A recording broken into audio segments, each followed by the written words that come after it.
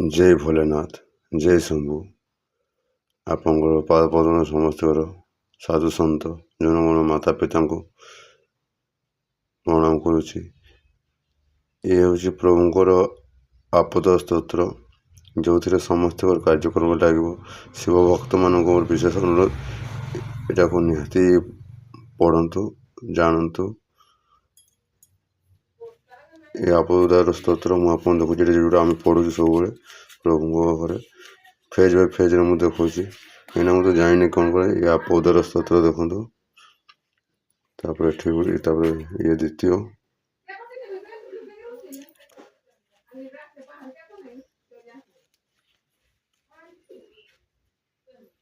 ये तृतीय पेज प्रभु ये चतुर्थ पेज प्रभु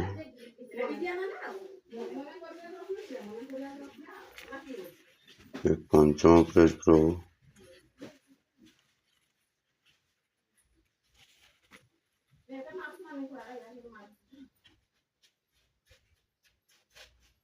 ये षष्ठ पेज आपंकर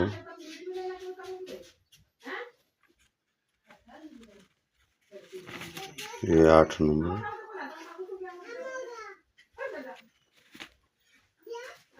इतके सरला प्रभु यहाँ आप पढ़तु आ जानतु। जय भोलेनाथ जय शंभु हर हर महादेव नाथ। ये हूँ से अभय कवच प्रभु जो आम लिखीचु आम तो हैंड राइटिंग भल ना प्रभु एत ना जो आम पढ़ी पार्छ आपको जनाब कि नहीं जानी। ये अभय कवच श्रेष्ठ कवच ओं गणेशाय विष्णु महागणपत नमः जय जय जगन्नाथ अभयदाता चचर मंड तुम्हें से करता जीवजंतु मानकर अटमाटा पिता नवखंड पूज्य तुम्हें से करता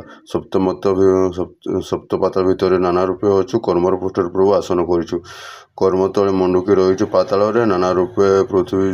बही शिर तोहर महिमा संसार अगोचर वरुण कुबेर अच्छु संसार भितर मच्छ कच पादरे खटंती कालिंदी नागुणी तो नाम को धाई तुई प्रभु हो पार हनुमान रूप रोमक दीपर प्रभु गरुड़ स्वरूप अभय पंचर उभयर पंचमान अटयित हर हीरामणिक रत्नपुरी तुई जे कुबेर स्वर्ग इंद्र रूप के सची घेनी अच्छु महाशून्य जाल तो पानी बुड़ाईछु महाशून्य जाल तो पानी को बुड़ाईछु